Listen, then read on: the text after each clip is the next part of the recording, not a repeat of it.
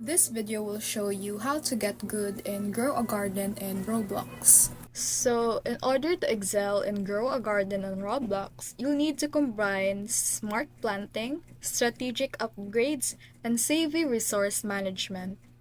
First is you should multi-harvest crops. Opt for crops like peach and beanstalk. These crops regrow after each harvest, then provides continuous yields without the need for replanting. You should also maximize your profit, sell high value crops, focus on cultivating and selling crops that offer the best return on investment. Next is you should update your gear. Invest in tools, purchase equipment such as sprinklers and fertilizers from the gear shop to enhance crop growth and yield.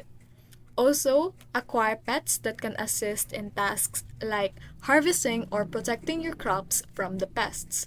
Next is you should experiment with mutations. You should encourage mutations like certain weather's condition and events that can increase the chances of crop mutation. And lastly is to optimize your garden layout and complete quests and challenges.